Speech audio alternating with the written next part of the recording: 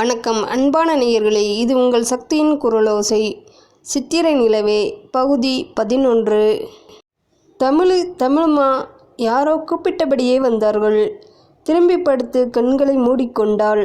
அசதியாயிருந்தது. மனம் நிறைந்து ததும்பினாலும் ஏதோ ஒன்று அழுத்தமாய் அத்தோடு அன்றைய நினைவுகளை அசைபோடும் அந்த ஆனந்த நிலையை அறுத்தறிய இஷ்டமில்லை. அடடே, மைனி புள்ள தூங்குது, விடுங்க, புறவை எழுப்பலாம். தமிழ்மலர் மீண்டும் தன் சிந்தனை வலையை பின்னினாள். பெரியவர்கள் உறவு முறைகளுக்கு பத்திரிகை வைத்து கொண்டு வர சிறியவர்களும் அவர்களுடைய நட்பு வட்டங்களுக்கு ஜோடியாகவே அழைப்பு வைத்தனர். இன்னும் 5 நாளில் புறப்பட்டு விட வேண்டும். கடைசி கட்ட வாங்கல் மாற்றல் என்று பரபரப்பாக இருந்தது. திருமணம் முடிந்து 1 வாரத்தில் சென்னையில் ரிசப்ஷன். அதன் பின்பு மொத்தமாகவே சிவகாமியும் மணியம்மையும் ஊருக்கே போய்விடுவதாக முடிவு. சொந்த வீட்டை வாடகைக்கு விடுவது பற்றி பிறகு முடிவெடுக்கலாம் என்று ஒத்தி போட்டனர். அன்றைக்கு கதிருடன் வினை வீட்டிற்கு போய் பத்திரிக்கை வைத்துவிட்டு தைக்க கொடுத்திருந்த துணிகளையும் வாங்கி கொண்டு வந்து விடுவதாக திட்டம். வினை வீட்டினருகே வரும்போதே ஃபோன் கால் வந்துவிட, கதிர், நீ போய் பேசிக்கொண்டிரு, நான் வந்து விடுகிறேன் என்று சொல்ல தமிழ் உள்ளே நுழைந்தாள். ஆண்டி, வாங்கம்மா, நல்லா இருக்கீங்களா? ரொம்ப நாளாச்சே. வேலைக்கார பெண் வரவேற்றாள் அவளை. நல்லா இருக்கேன்கா, எனக்கு கல்யாணம் பேசியிருக்கு, அதான் கொஞ்சம் வேலை.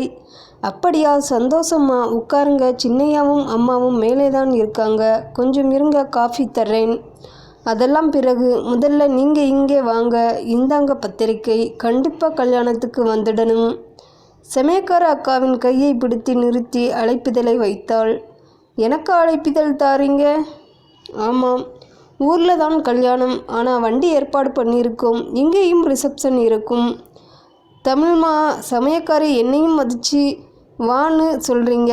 இதுவரைக்கும் எத்தனையோ பேர் வந்தாங்க போனாங்க, விசேஷம் செய்தாங்க, ஆனால் இதுவரை யாரும் மதித்து கூப்பிட்டதே இல்லை. நானும் நம்ம எல்லை இதுதான்னு நினைப்பேன். எல்லாமே பெரிய இடத்து விஷயம், நம்மளால் சபையிலே நிற்கக்கூடாதுன்னு தெரியும். ஆனாலும் ஐயையோ, என்னம்மா பேசுகிற, உட்காருமா, காஃபி கொண்டாரேன். மாப்பிள்ளை என்ன செய்கிறாரு? ஊரில் கவர்மெண்ட் ஆஃபீஸ் வேலை, விவசாயமும் இருக்குது. அதே நேரம் அங்கு வந்து சேர்ந்தான் வினை. ஹேய் தமிழ், வா, ஆர்ப்பாட்டமாய் வரவேற்றான். இப்போதான் எங்களையெல்லாம் பார்க்கணும்னு தோணுதா? பின்னாலேயே வந்த கிருஷ்ணவேணி கேட்டார். இல்லை ஆண்டி, கொஞ்சம் வேலை.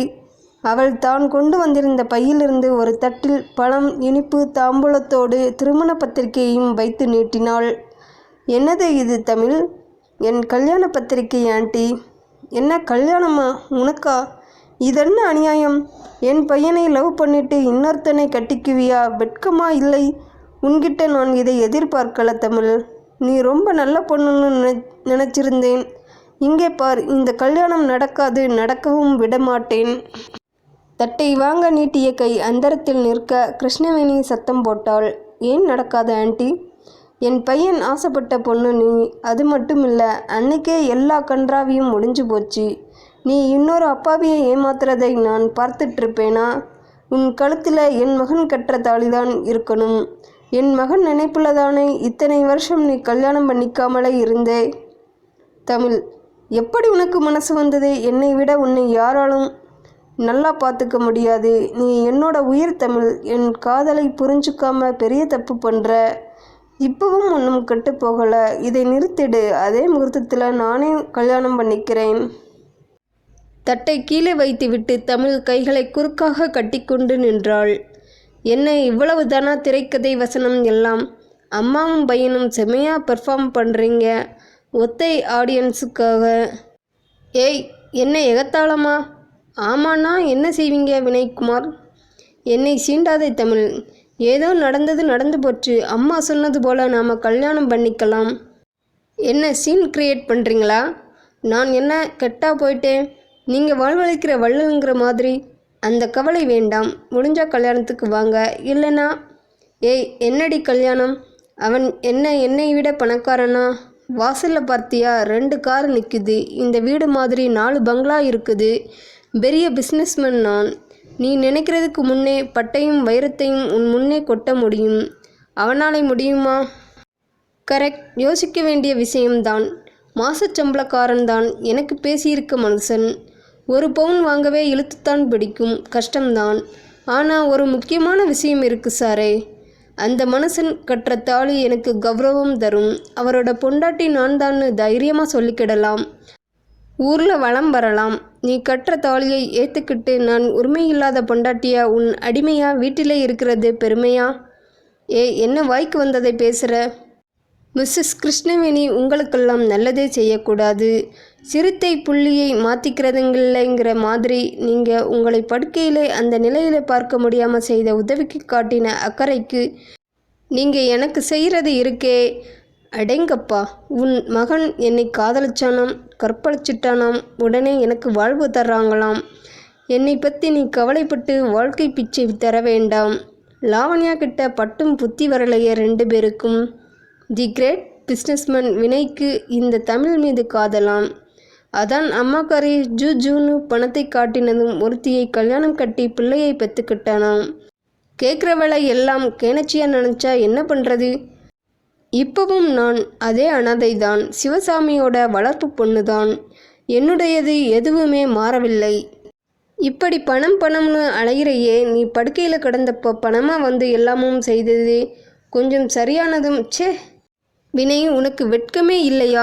ஒருத்தனுடைய காதலியை உங்கள் அம்மா கட்டி வச்சா. நீயும் இப்போ சொல்கிறியே அந்த உயிர் காதலை மறந்து குழந்தையையும் பெற்றுக்கிட்டே தானே.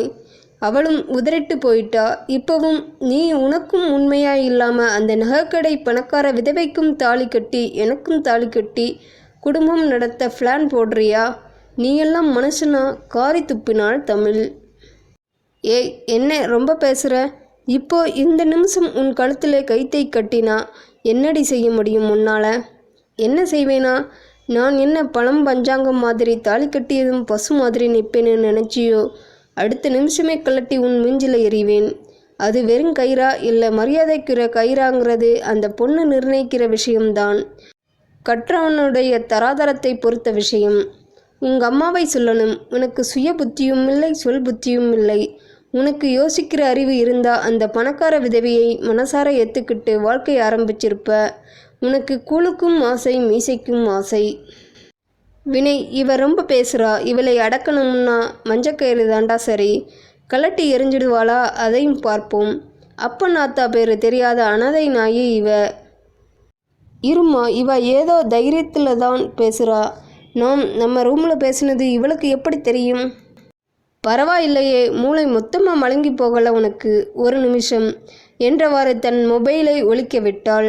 முன்பு ஒரு முறை தமிழ் வினைக்கு ஃபோன் செய்ய, அதே நேரம் அவனின் அம்மா மகனுடன் ஏதோ முக்கியமான விஷயம் என்று சொல்லி பேச்சை தொடங்க, ஃபோனில் அழைப்பது யார் என்று பார்க்காமல் அவனை அறியாமல் அவனின் விரல் பச்சை பட்டனை அழுத்த தாயும் மகனும் பேசியதை மறுமுனையில் தெளிவாக கேட்டாள் தமிழ். ரெக்கார்ட் செய்யப்பட்ட அந்த பேச்சுதான் இப்போது ஒலிக்கத் தொடங்கியது. வினய், மொபைலை கட் பண்ணு. இப்போ வந்துடுவா தமிழ். எப்படியாவது பேசி சம்மதம் வாங்கணும். அப்படியே முரண்டு பிடிச்சாலும் பரவாயில்லை. பூஜை ரூமில் வச்சு தாலியை கட்டி வீட்டுக்குள்ளேயே முடக்கி போடு. இது உன் ஆசைக்காக, நீ ஆசைப்பட்டதுக்காக அம்மா செய்கிறேன். அம்மாவோட ஆசைக்காக நீ அந்த நகைக்கடை பொண்ணை கட்டிக்கோ. என்ன பார்க்குற? ஒரே பொண்ணு, 2 நகைக்கடை இருக்குது. நம்ம இனம்தான்.